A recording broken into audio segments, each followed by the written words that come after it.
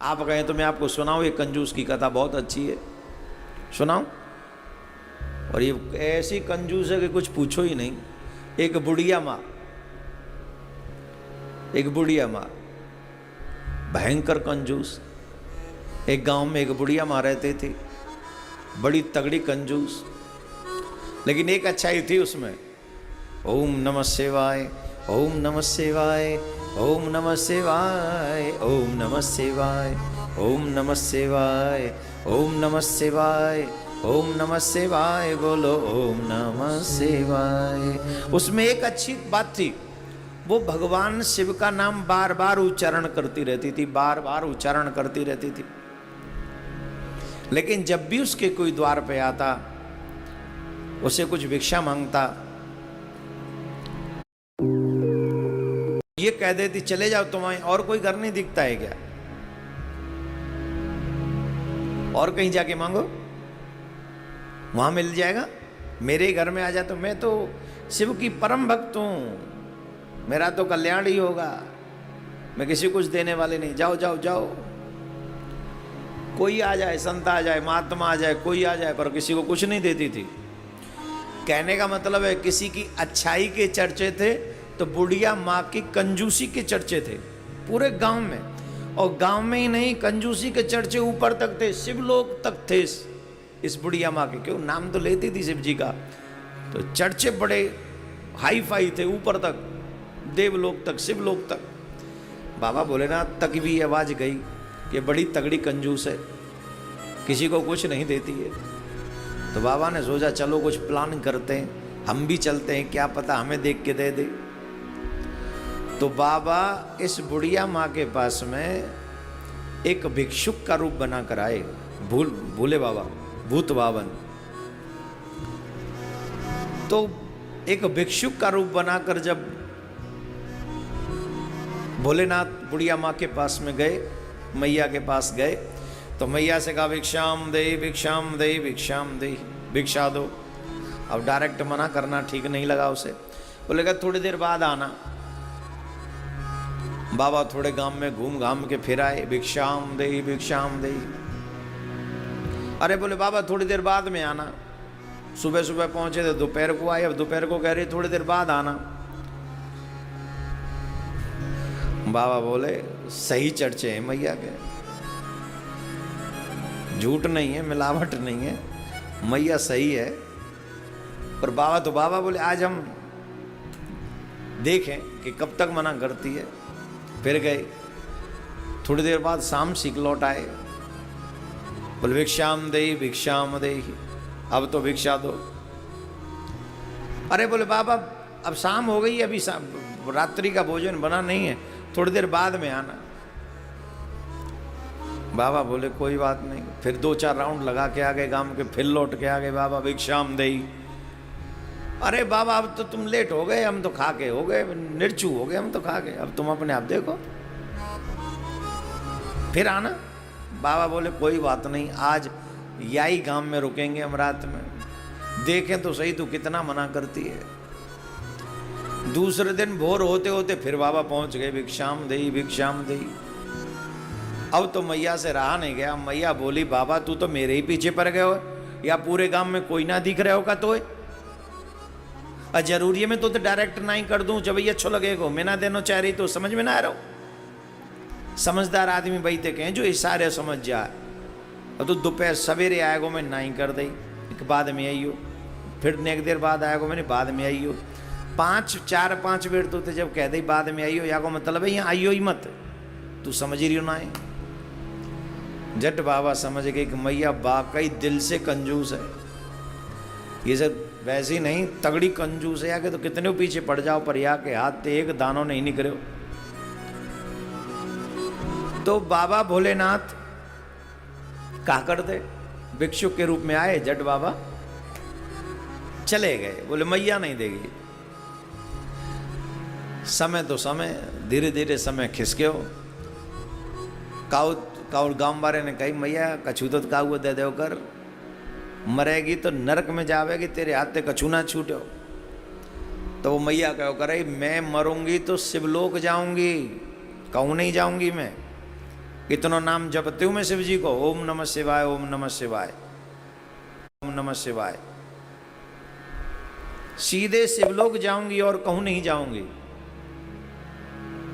अब गांव बारे में कहें तेरी मर्जी।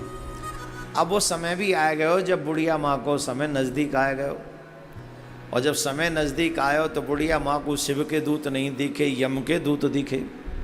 अब तो यमराज के दूत जबरदस्ती फांस में बांध के वाकू काल फांस में खींच के ले जाए वे लगे। अरे तुम कौन हो, तुम कहाँ से आएगे? मुझे तो शिव के दूत ले भी आएंगे, मैंने तो बड़ो नाम जपे हो शिव जी को। तुम कौन हो, तुम कौन हो? गलती से आए गए। बोले गलती से ना आए, पूरे पढ़ लिख के आए। आज तेरो समय समाप्त है और तू शिवलोक ना जा रही, तू सीधे नरक चलेगी हमारे संग। जी का कहें तो मैंने इतनो शिव जी को नाम जपे। वो बोले नाम जपे, नाम जपे के अलावा और कुछ करे तेने? तेने द्वार पे आए कितने अतिथि तेने निराश कर दिए। काहुए तेने अपने हाथ से चपाती तक नहीं खवाई। चपाती छोड़, रोटी छोड़, अन्न को एक दानो तक तेन ना दियो। अब तो चलनो पड़ेगा, चल हमारे संग, अब तो चलना ही पड़ेगा। अब बुढ़िया रोवे लगी, हाय हाय जिकावे हो। बोले भैया एक काम कर दो, दया नेक्स्ट सी तो दया कर दो। बोले कहा? बोले तुम सांचे को मुंह नरक में ले जा रहे हो? बोले हाँ डेफिनेटली। बोले भैया एक काम करे, इतना शिव जी को नाम लियो है तो ने कितनी सी तो दया कर दे। बोले कितनी? बोले इतनी सी दया कर दे कि कम से कम ज़्यादा ना आए तो शिव जी के सामने तो ले चल लें, चाहे फिर नरक में ले चली हूँ। बाद में तो हम नरक में जाएंगे ही जाएंगे, पर एक काम कर देने कष्ट पाले कि हमें तू नेक्स्ट शिव जी के सामने तक ले चल। हाँ बोले ठीक है, अब इतना नाम तो जपे तो दया आएगी। बोल चलना है, मान नहीं तो लेके चल रहे। शिव जी के सामने ले जाके बुढ़िया अम्मा को खड़ो कर दियो। बोले ले कर ले शिव जी के दर्शन। और माँ शिव जी विराजमान, कर्पूर गौरम करुणावतारम संसार सारम भुजगेन्द्रहारम सदा वसंतम हृदयारविंदे भवम भवानी सहितम नमामि। भवम भवानी सहितम नमामि। मैया ने बाबा को दर्शन कियो। मैया के नेत्रन में आंसू आ गए, और जब आंसू आ गए तो मैया पूछने लगी, बाबा मैं नरक में जाऊंगी? शंकर भगवान बोले हाँ मैया तुझे नरक में ही जाना पड़ेगा। झट रो पड़ी, अरे बाबा मैंने तो तुम्हारो इतना नाम लियो, तुम वो नरक में भेजोगे? बोले हाँ हाँ बिल्कुल नरक में ही जाना पड़ेगा। अरे मैया नाम जपो तो नाम जपवे वाले जीव को इतना तो कार्य होना चाहिए कि वो धर्म को आचरण करे। और धर्म को आचरण यह है कि जब कोई हमारे द्वार पे आवे तो हमें वाकू कछु दे के विदा करना चाहिए, नहीं तो हमारे जीवन के सबरे सुकृतन को वो ले जाए और अपने पापन को हमारे यहाँ छोड़ जाए। तुम्हारे द्वार पे इतने बार लोग आए, तुमने काऊ को फूटो दानो नहीं दियो। और की तो बात छोड़ मैया, मैं खुद तेरे यहाँ आयो, तेने 5-7 चक्कर लगवाए, तेने मोह एक दानो नहीं दियो। बता अब मैं तो कैसे शिवलोक में राख लूं? इतनी कंजूस तू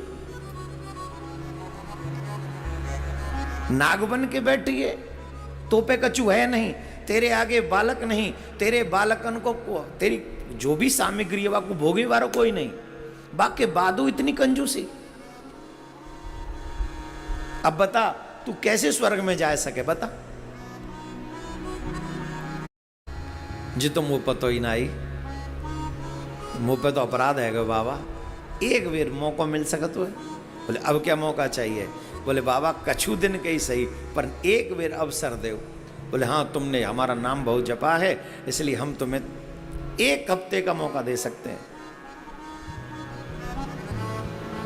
मरी भई बुढ़िया अम्मा नाम के प्रभाव से 1 हफ्ता का पुनः जिंदी कर दी भगवान ने कि जा, और वही शरीर में जाके समा गई, फिर से जिंदी हो गई।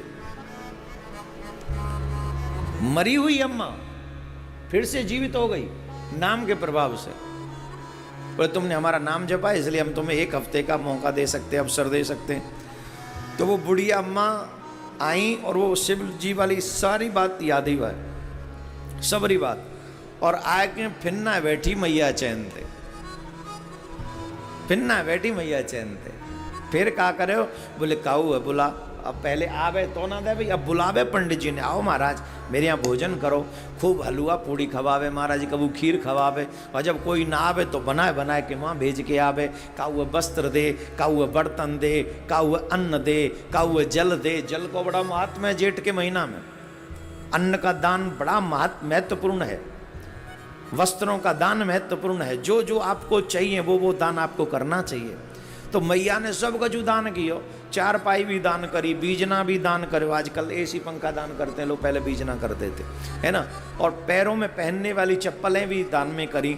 जो जो वस्तु आवश्यकता होती है मैया ने 7 दिन चैन ते नहीं बैठी, रात में भी व्यवस्था करे तो सवेरे भोजन भंडारे करवावे, तीर्थ में गई 1-2 दिन तीर्थ में जाके भंडारे करवाए, खूब द्रव्य दक्षिणा बांटी, और 7वें दिन ओम नमः शिवाय, ओम नमः शिवाय यूँ कहती कहती मर गई, और जट शिवलोक में पहुंची, और शिवलोक में पहुंची और बाबा के सामने जाके ठाड़ी है गई। बोले बताओ बाबा अब का कहोगे, अब वो नरक में भेजोगे का? बोले ना मैया, तेने पिछलो पूरो जीवन को प्रयोग उतनो अच्छो नहीं कियो जितनो तेने ये आखिरी को 1 सप्ताह को प्रयोग कियो है।